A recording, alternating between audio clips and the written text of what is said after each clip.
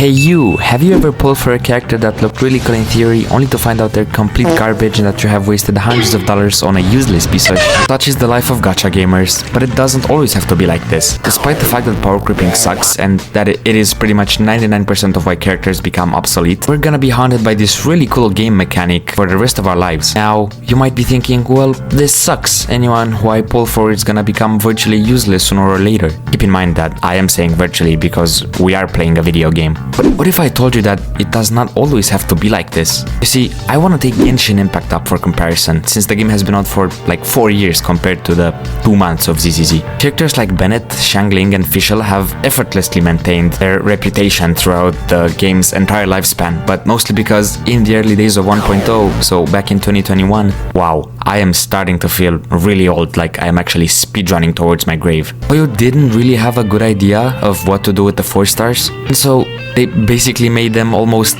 if not just as good as the 5 stars we already had, and a bunch of limited characters that were soon to come.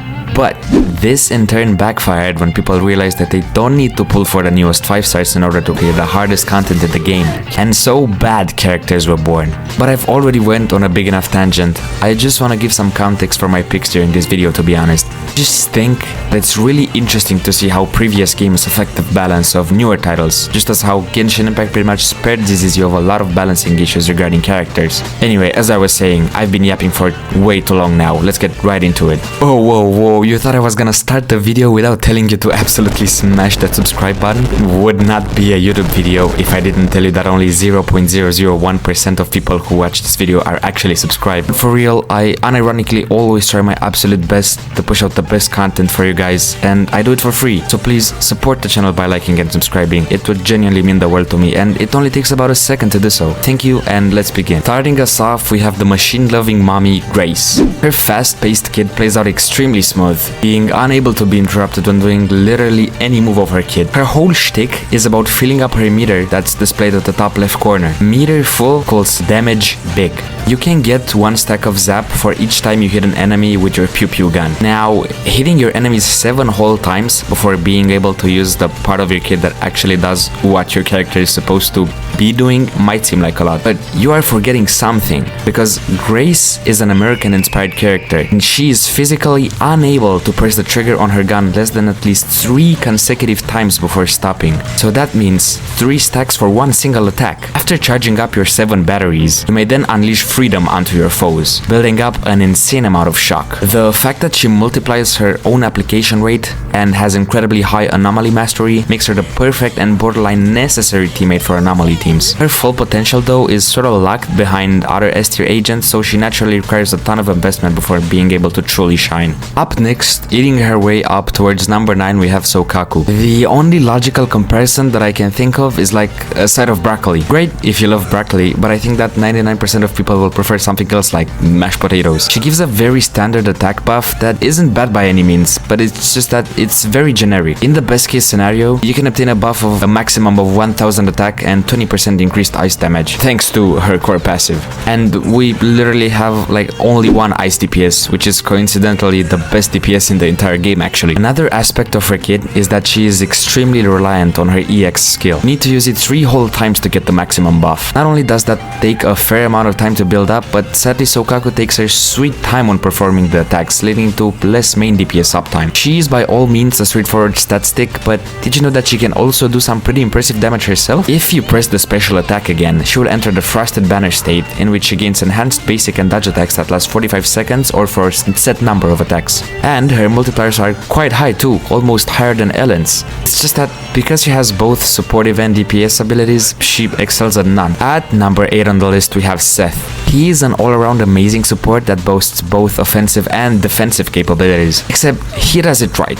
His ultimate, dodge and parry are really nothing to write home about, as he relies heavily on his quick assists and EX special attack to build up his special resources, giving 75 and 25 resolve respectively. If he has more than 75% or more resolve, he can consume it to unleash an enhanced charge attack, which consumes this 75 resolve to unleash a bunch of attacks, which then trigger a quick assist for the squad member placed before him. His EX special has two variants, a charged and an uncharged version. Unless you are trying to build up daze and anomaly buildup, the long animation of the charged version is rarely worth using, as you are always trying to just consume his resolve stack, which, finally getting into the good stuff, gives a shield of maximum 3000 HP and 100 points in anomaly proficiency. Also, when using him on another agent of the same faction, hitting an enemy with his charged basic attack will reduce enemy anomaly build-uppers by 20%, lasting for 20 seconds. So far, Seth is the one and only support for anomaly teams, and as consequence, the best one. Moving on to our third consecutive support character that we have on this list, we got Nicole. Both broke and broken, Nicole is one of the easiest characters in Zenless 0 to build up and use.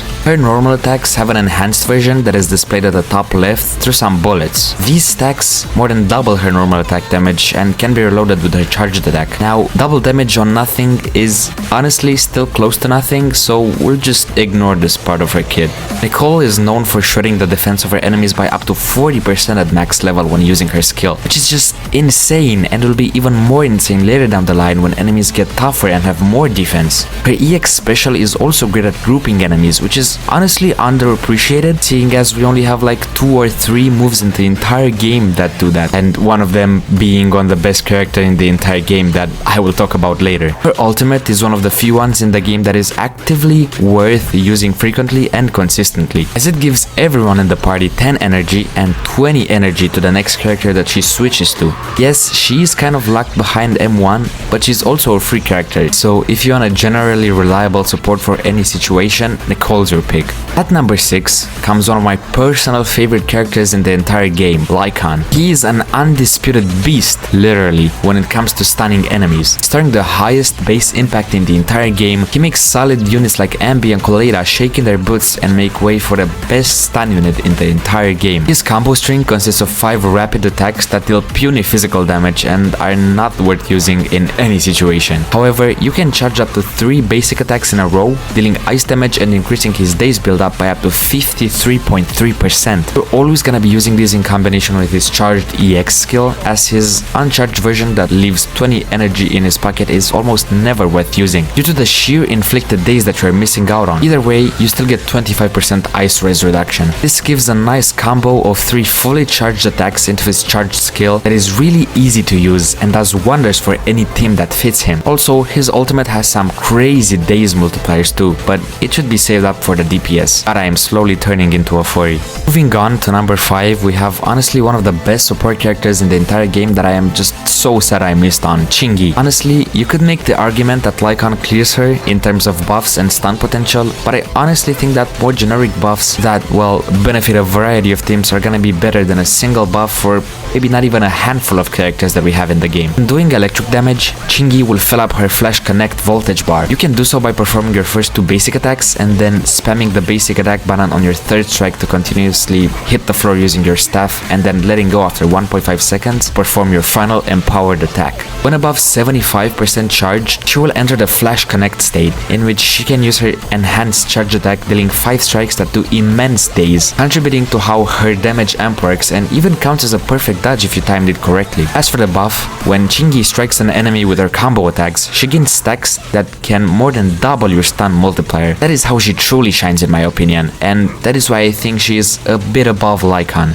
Our top 4 pick for this list is none other than Jane Doe. Man, if there were more characters in the game that were dedicated to the anomaly mechanic, she would be top 3 if not top 2 for sure. As of version 1.2, she is the only actual character in the game that utilizes the anomaly damage effect to the fullest. Almost all of her damage comes from her assault procs, and for good reason too, seeing as she has just so many ways to buff this damage. Not only does it get a chance to deal critical damage based on her anomaly mastery, which I don't even have to explain how intuitive that is, but she also buffs her own assault base damage if she triggers Disorder on the enemy. She is my first ever character that I hit 1 million damage with, and it was a coincidence too, like I wasn't even trying to go for that. To be fair though, her EX special and basic attacks deal a respectable amount of damage also, but in her special state. I'd say that she will be extremely solid for a lot of patches to come, and that her getting power creep is almost impossible. At number 3, we have Officer Zhu Yuan. There are 2 entire ether characters in this game. One of them is the best support in the game for some teams, and one is the best in the entire game. I think Hoyoverse actually wanted to transform the average day for a US officer into a playable kid in one of the games, and so was Zhu Yuan born. Her big PP damage is locked behind, can you guess what it is? That's right, it's her stacks in the top left corner. These stacks can be obtained through furiously destroying your controller, but mostly just through your normal attacks. Look, I'm not gonna lie, I know there's some crazy optimization combos you can do for her for maximum DPS and stack gains, but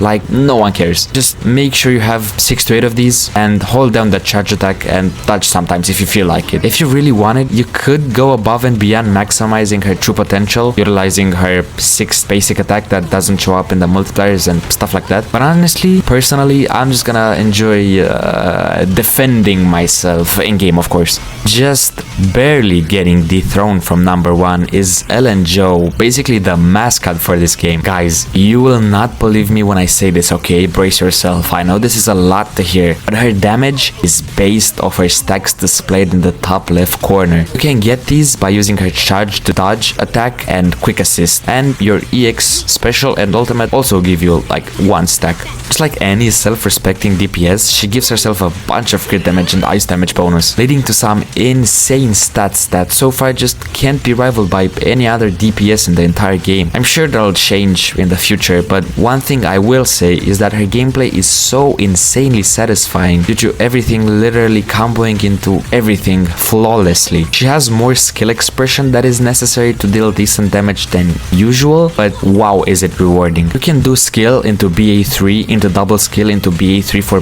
the best damage, but honestly just play around with your energy bar and your flash free stacks for the best results. For the first ever limited character in the game, Zenless Zone Zero did not let us down at all. Now, for number 1, the undoubted best character in the game, to no one's surprise, is Caesar. So at first glance, right, you will see this little icon and think, I think Caesar is a defensive character. Wrong. Honestly, how did you even think about that? That's a stupid answer. She's a buffer, a debuffer, grouper, shielder, and well, yeah, I guess she stuns as well, I guess.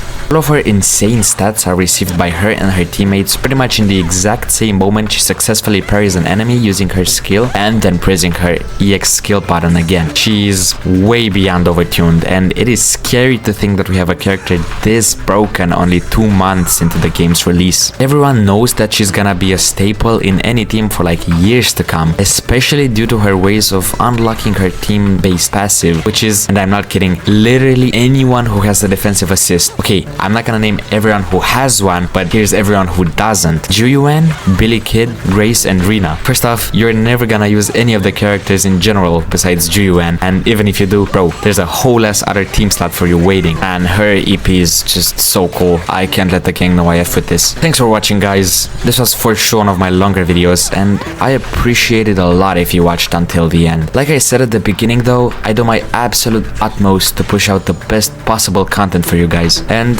I do so for free. So if you want more content like this in the future, please support the channel by liking and subscribing. It would mean just the absolute world to me. Also, keep in mind that this video is not supposed to be a guide at all for anyone per se. It's just a simple ranking with some justifications thrown around for my picks. But anyway, thank you from the bottom of my heart for watching. I'll catch you guys on the next Tuesday. Love you, gamer.